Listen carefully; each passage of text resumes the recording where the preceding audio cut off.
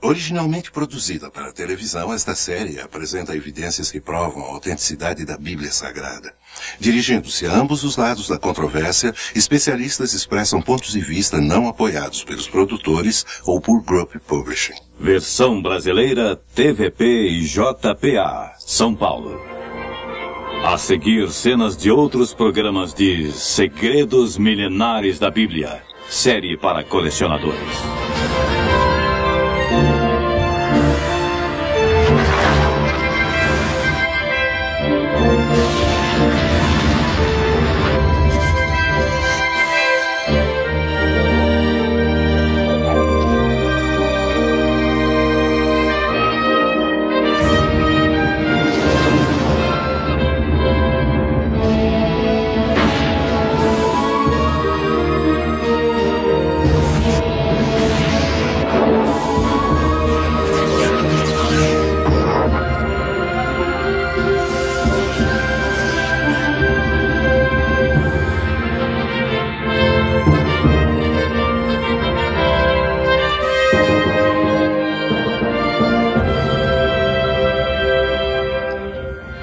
Viajaremos agora nas páginas do primeiro registro histórico contínuo da humanidade, o livro chamado A Bíblia Sagrada.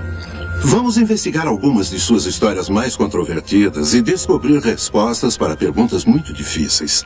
Será a Bíblia um relato confiável de intervenções milagrosas que salvam as pessoas de um destino iminente e da destruição? Ou será meramente uma coleção de lendas e mitos, como afirmam alguns críticos modernos? Especialistas do mundo todo, tanto céticos quanto defensores da Bíblia, contribuíram para a discussão destas questões bíblicas que poderão chocá-los e surpreendê-los. Torre de Babel, fato ou ficção? De acordo com a Bíblia, todas as línguas e raças do mundo tiveram sua origem em um momento determinado, a destruição da legendária Torre de Babel. Terá sido tal torre realmente construída como descrito na Bíblia? Será que Deus a destruiu e dispersou todos os seus habitantes? Terão as ruínas da torre sido localizadas por arqueólogos? Que planos sinistros um ditador moderno tem em mente para a sua reconstrução? Nós não podemos provar que a Torre de Babel existiu. Não só existiu uma verdadeira Torre de Babel no passado, como a torre e a cidade do mesmo nome estão sendo reconstruídas pelo ditador mais perigoso do mundo. Nenhuma pessoa instruída acredita que a Torre de Babel seja um fato histórico, nem que todas as raças e línguas da Terra surgiram dessa pequena área na Mesopotâmia. A história bíblica de Babel é inteiramente consistente com todas as evidências. Quem nega esse fato está fantasiando ou então especulando. Hoje a ideia do surgimento das raças e línguas ligadas à Torre de Babel é facilmente demonstrada pela arqueologia, linguística e genética. As torres-templos da Mesopotâmia eram centros para comunicação com antigos astronautas. Acredito que a torre era um instrumento de comunicação, não com antigos astronautas, mas com o mundo espiritual de demônios e anjos caídos. A Bíblia explica que Deus ficou irado com a primeira civilização que surgiu de Noé. Para entender isso, vamos ao início desta história como descrita na Bíblia. De acordo com Gênesis capítulo 8, quando as águas do dilúvio começaram a recuar, a arca repousou no monte Ararat. Noé e sua família desceram a montanha para começarem uma vida nova. Deus mandara que não ficassem em um só lugar, mas que seguissem em frente, fossem fecundos e povoassem a terra. Mas os descendentes de Noé violaram a ordem de Deus. Estabeleceram-se numa planície fértil entre os rios Tigre e Eufrates. Quando começaram a construir uma torre para o céu, Deus decidiu dispersá-los. Esse relato da história de Babel é fato ou ficção? Por que essa torre foi construída e por quem? É possível que todas as raças e línguas surgiram de um único lugar, como a Bíblia afirma no Gênesis capítulo 11? Considerando essas perguntas, vamos ver o que acontecia na terra de Senaar. A Bíblia conta que o rei Nimrod era um grande caçador e o grande construtor de antigas cidades que hoje são Irã e Iraque. Nimrod pode ter sido o governante que construiu uma torre alta para dar fama a si e a seu povo e evitar a dispersão comandada por Deus. Temos então um duplo mistério a explorar. Primeiro, existiu de fato a Torre de Babel? Segundo, todas as raças e línguas do mundo resultaram da destruição daquela torre. Apesar da Bíblia não mencionar os eventos diários relacionados à Torre de Babel, podemos especular quanto aos episódios que ocorreram no reinado do rei Nimrod.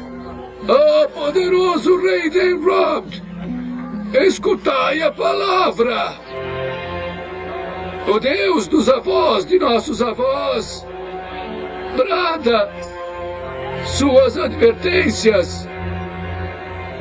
Partam e formem novas nações. Não permaneçam aqui em ofensa a Deus. De fato, virá novo dilúvio. Destruirá essa torre. Então, qual é a queixa, vizir? Não é queixa. Majestade, o que o velho mendigo clama na rua é sussurrado por aí. Quem é esse Deus? Qual o seu nome? Devido a lorotas de um velho, vamos largar o poder e riquezas daqui? Quem é esse Deus que me diz isso? Sacerdote! Não conheço Deus mais grandioso que vós.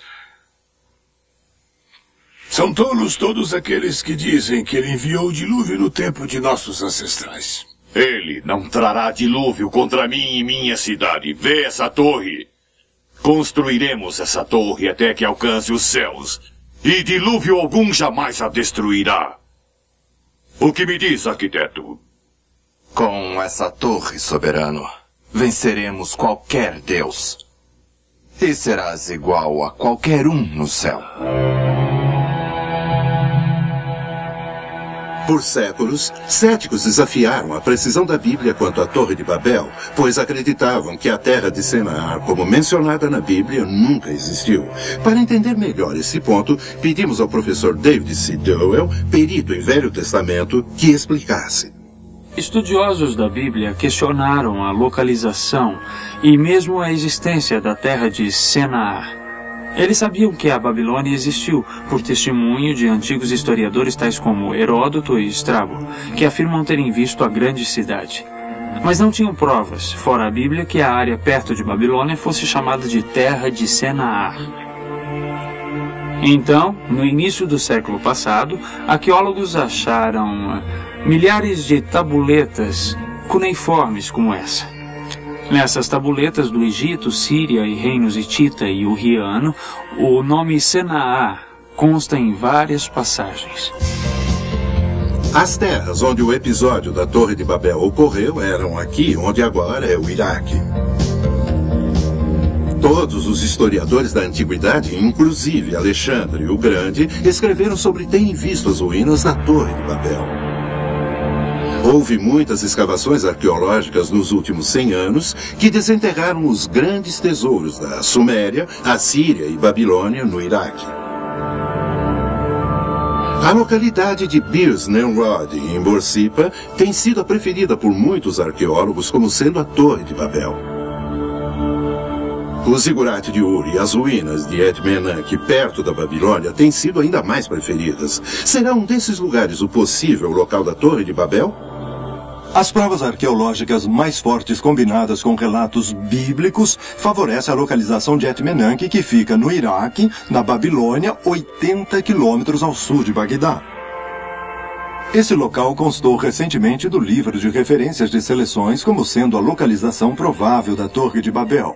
Hoje, na Babilônia, um modelo dessa torre está exposto no Museu Nabucodonosor.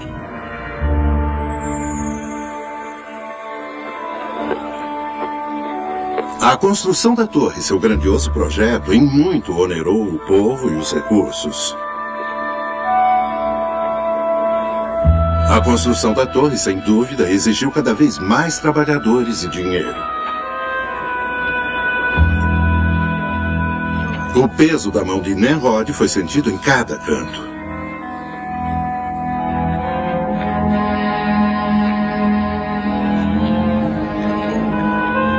torre era para ser mais do que um monumento à vaidade humana. Pretendia colocar Nimrod acima de qualquer competição, demonstrando sua influência e poder.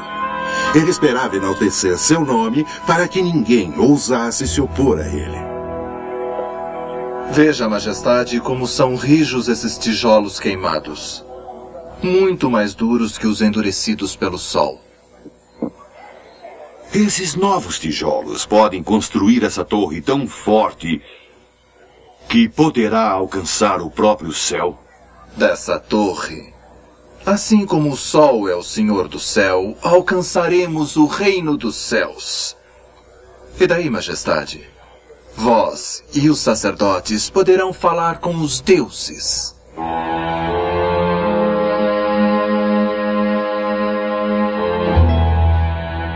Mas quando a Bíblia diz que a torre pretendia alcançar os céus, não era no sentido físico, mas como um meio de comunicação. Veja, eles estariam usando cristais de quartzo, como esse cristal de quartzo aqui na minha mesa. Se eles forem empilhados na altura certa, trarão ondas de rádio. O capítulo 11 do Gênesis diz que a torre foi construída de tijolos queimados. Isso significa que foram intensamente queimados. Feitos com areia e aquecidos sob intenso calor, esses tijolos teriam adquirido uma característica de quartzo, tornando-os como um rádio gigante. Mas só isso não bastaria para conseguirem se comunicar. A arqueologia revela que muitos sacerdotes antigos usavam corpetes e tiaras com cristais que faziam parte desse equipamento de comunicação. Todas as antigas civilizações conheciam o poder dos cristais para se comunicarem com os deuses.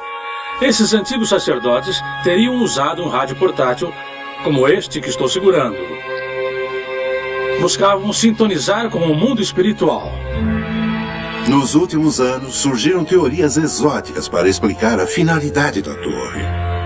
Uma sugere que a torre tinha algo a ver com antigos astronautas, uma raça de homens espaciais de fora do sistema solar que colonizaram este planeta.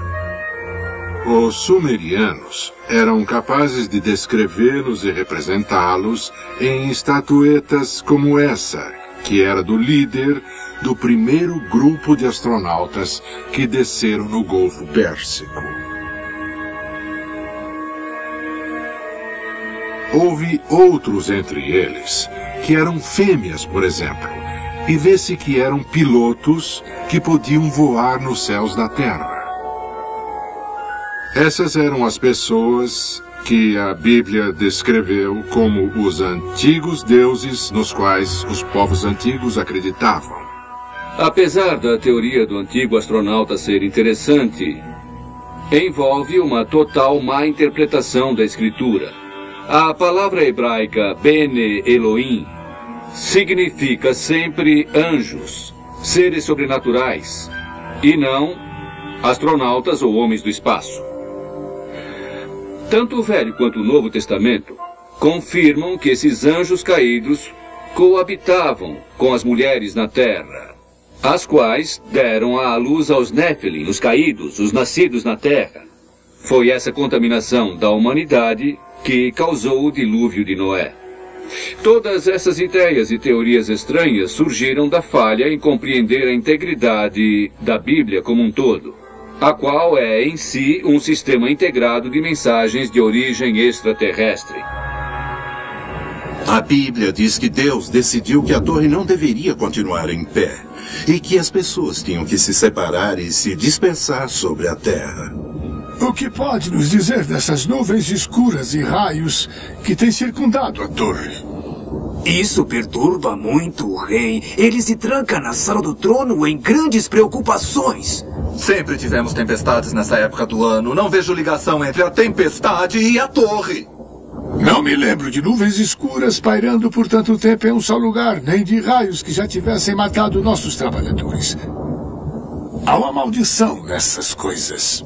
Então por que não implora que a tempestade se vá? Diga aos deuses que para nós já basta. Eu não blasfemaria se fosse você. Talvez sua zombaria seja ouvida. Está recomeçando e o dia ainda não acabou. Vamos nos abrigar antes que esse vento amaldiçoado nos destrua.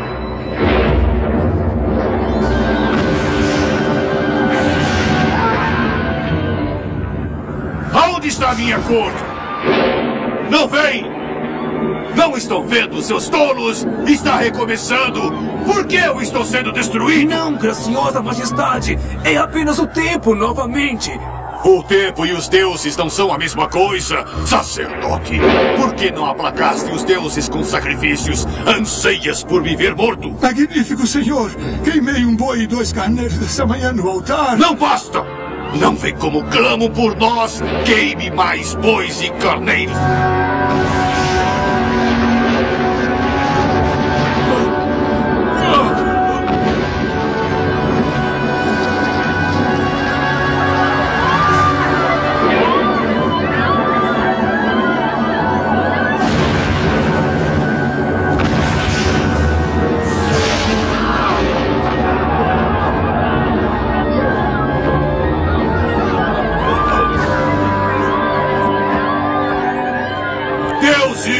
Por que me fizeram isso? Seus ingratos espíritos dos céus! Malditos! Malditos!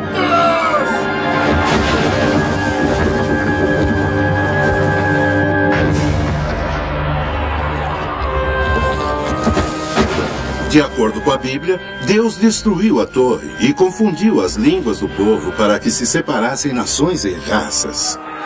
E que nunca mais desafiassem Deus Todo-Poderoso. Isso traz a última parte dessa história misteriosa. Será possível que todas as línguas e raças do mundo possam ter surgido do incidente da Torre de Babel? Cristãos fundamentalistas tentaram ensinar que a confusão das línguas resultou da construção da Torre de Babel. Isso não pode ser provado nem por dados históricos e nem por provas arqueológicas. Hoje existem umas 5.000 línguas em todo o mundo e de 50 a 200 ramificações não relacionadas. Podemos datar a mais conhecida dessas línguas, o sistema indo-europeu, de aproximadamente 3.000 a.C., dificilmente a época de Babel. Depois disso, nós nada sabemos. Para se ter uma ideia do quão rápido as línguas podem mudar, eis um exemplo de Beowulf, que é inglês antigo. Woldguman finden bon behin what wood sergat wood, que em inglês moderno quer dizer ele queria encontrar o homem que o havia prejudicado enquanto dormia. Se o inglês pôde mudar tanto assim em aproximadamente 1.300 anos, houve tempo suficiente para o ramo indo-europeu se ramificar em 100 diferentes línguas em aproximadamente 5.000 anos. Não há razão para se supor que levou mais tempo para quaisquer outros grupos linguísticos se ramificarem em suas várias denominações e derivativos. Posso demonstrar facilmente que é teoricamente possível todas as raças no mundo atual terem se desenvolvido em uma única geração após a Torre de Babel. Isso se chama tabela de Prunit. A tabela de Prunit é usada por biólogos para prever a distribuição de informação genética. Nesse caso, podemos produzir todas as possibilidades de peles raciais, incluindo os negros e os brancos, possivelmente em uma geração. Deus pode ter confundido seletivamente as línguas das pessoas, dando a indivíduos particulares a mesma língua. Ao fazer isso, ele poderia facilmente ter direcionado os pareamentos genéticos que resultaram nas distintas raças que povoaram várias partes da Terra. A controvérsia da história da Torre de Babel se centraliza em uma única questão. Podem todas as raças e variações de línguas terem vindo de uma fonte comum? Teoricamente, agora parece bem possível. É conhecido na antropologia que o crescimento da população mundial no mundo antigo começou aqui, no Oriente Próximo, principalmente entre o Mar Negro e o Mar Cáspio. O interessante é que temos um documento no livro do Gênesis que descreve esse antigo processo como tendo iniciado bem aqui, ao redor e na própria Torre de Babel. E é claro, isso é exatamente o que a antropologia moderna reconhece a partir da evidência. Deus confundiu suas línguas e eles foram espalhados pelo mundo. E pode-se ver no mundo todo a prova de que os antigos do passado reconstruíram aquilo que estavam fazendo em Babel. O padrão do zigurate construído na antiga área da Suméria, onde a Torre de Babel foi construída, pode ser literalmente encontrado no mundo todo. Algumas pirâmides de zigurates são idênticos e são encontrados na América do Sul, na América Central, no Camboja, na Indonésia e na Índia. No mundo todo há evidências de zigurates e torres associados a locais religiosos, comunicando-se com a dimensão espiritual. Vocês viram e ouviram argumentos sobre a Torre de Babel como contada no capítulo 11 do Gênesis. Essa história é essencialmente verdadeira ou é um mito? Considerando os dados científicos que apoiam as origens das raças e variações de línguas, os fatos pesam muito a favor da Bíblia. Lembre-se, a terra de Senaar, descrita na Bíblia, foi considerada um mito, até que pesquisas sérias logo antes da virada do século XX desvendou, justificando inteiramente a Bíblia. Se as ruínas em Etmenanque são o que parecem ser, então eram a legendária Torre de Babel, exatamente como as Escrituras afirmam. O fim da história da Torre de Babel ainda não foi desvendado. Mesmo hoje, mais um capítulo está acontecendo. Quando Nabucodonosor ainda reinava na Babilônia há 2.500 anos, deixou seu legado para futuros reis, inscrito em tabuletos cuneiformes, para que reparassem e reconstruíssem seus templos e palácios. De acordo com alguns estudiosos de profecias da Bíblia, a mais poderosa e perversa cidade do mundo antigo seria reconstruída novamente. Essas ruínas, perdidas por séculos sob as areias mutáveis do Iraque, foram agora totalmente descobertas. Nesses filmes recentes, pode-se ver que a reconstrução da antiga Babilônia é de fato realidade. E isso tem sido um projeto do ditador iraquiano Saddam Hussein. Seus engenheiros, arquitetos e arqueólogos garantem que a cidade está ascendendo novamente. Várias construções já estão prontas. Planos estão também a caminho para a completa reconstrução da Torre de Babel. O mundo desconhece os motivos de Saddam Hussein para a reconstrução da Babilônia e da legendária Torre de Babel. A Torre de Babel é mais do que uma história sobre a destruição de uma antiga torre, da origem das raças e da diversificação das línguas. É a história do orgulho do homem e da resposta de Deus a isso. Não é errado ter altos objetivos e lutar por grandeza. Mas seu sucesso terá sido conseguido para satisfazer seu próprio ego, para se enaltecer, ou foi para trazer algo melhor para Deus, família e os outros? Algo a se pensar.